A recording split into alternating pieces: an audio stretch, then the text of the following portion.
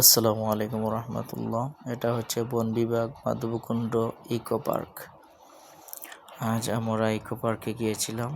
এই যে আমি ভিডিও করেছি আপনাদেরকে দেখানোর জন্য।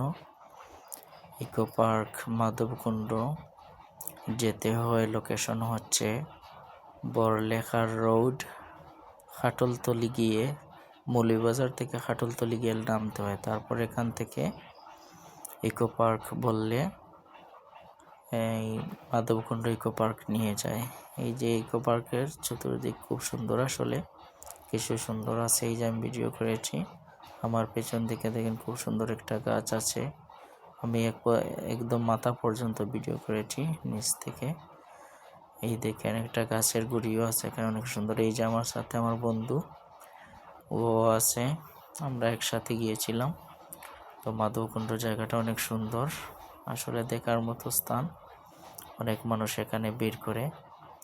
আর আমরা এই ভিডিওটা করলাম, আমি আসলে সেলফি স্টিক আমি ওই সাথে নিয়েছিলাম, যাতে ভিডিও করতে পারি, আপনাদেরকে দেখাতে পারি যে ভ্রমণ আসলে একটা গুরুত্বপূর্ণ বিষয়। অনেক জায়গায় ভ্রমণ করলে জ্ঞান বাড়ে এবং অনেক অভিজ্ঞতাও হয়। আর মাধবকুণ্ড আসলে বাংলাদেশের মধ্যে অনেক মানুষ, এই জায়গা খুব মানুষের কাছে পরিচিত। আর এই জায়গার মধ্যে অনেক মানুষ আছে ভ্রমণ করার জন্য। তো আমরা গিয়েছিলাম প্রায় আসরের অনেক পর, যেই সময় জায়গাটা অনেক খালি ছিল। এই যে অনেক সুন্দর সুন্দর, এটা হচ্ছে ইন্ডিয়ার বর্ডারের সাইড। তো আমাদের এপার থেকে দেখা যায়, খুব সুন্দর, ভালো লাগে, অনেক ভালো লাগার মতো একটা স্থান। এই যে আমি ভিডিও করেছি সামনে এসে, খুব সুন্দর লাগে জায়গাটা, অনেক সুন্দর দর্শনীয় স্থান, যেখানে অনেক মানুষ, শত শত মানুষ এই জায়গা দেখার জন্য যায়। এই জায়গার দেখার জন্য সবচেয়ে সুন্দর স্থান হচ্ছে একটা ঝর্ণা আছে এখানে। আমরা যাচ্ছি, এখানে উঁচু নিচু জায়গা আছে, টিলা টালা, তবে এখানে সিঁড়ি আছে, সব জায়গা পাকা করা আছে, তো নামতে উঠতে সমস্যা হয় না। তো এই জায়গার মধ্যে দুইটা গাছ আছে একসাথে, খুব সুন্দর লাগে গাছগুলা। আমি ভিডিও করেছি, আমার পেছন দিকে দেখেন অনেক মানুষ আছে।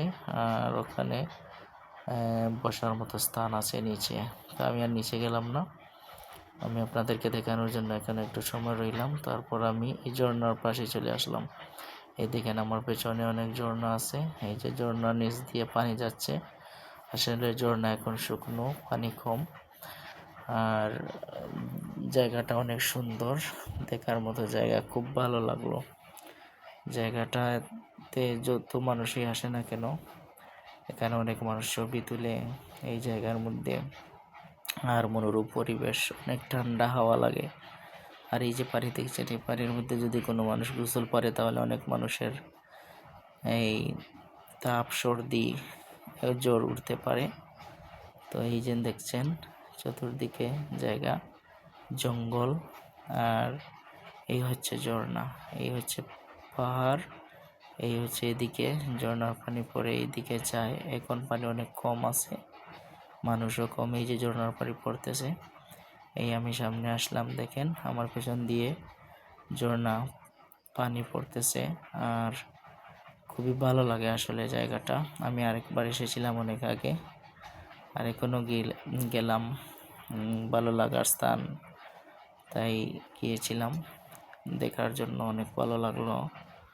আর আপনাদেরকে শেয়ার করলাম, যাতে এই জায়গার মধ্যে যদি যারা আসেন নাই আর আসেন, তাহলে মনে অনেক আনন্দ লাগবে, মনটার মধ্যে অনেক ভালো লাগবে। আর এসে অনেক কিছু শিখতে পারবেন, অভিজ্ঞতা বাড়বে, মন ভালো থাকবে। আর এই যে ঝর্ণার সাইড চতুর্দিকে আমি ভিডিও করেছি অবশ্য।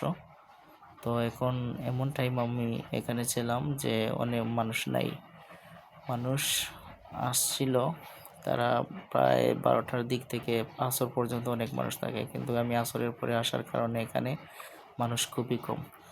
তো এই জায়গার মধ্যেই দেখেন একটা পাহাড়, এটা হচ্ছে পাথর, অনেক সুন্দর। আমার পেছনে এই যে দেখছেন অনেক সুন্দর পাথর, আর উপরে আছে অনেক জঙ্গল।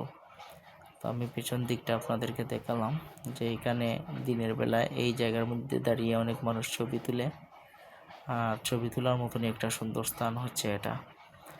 তো ভিউয়ার্স, এখন আমরা আবার চলে যাব। এখন আস্তে আস্তে আমি সামনের দিকে হেঁটে যাচ্ছি।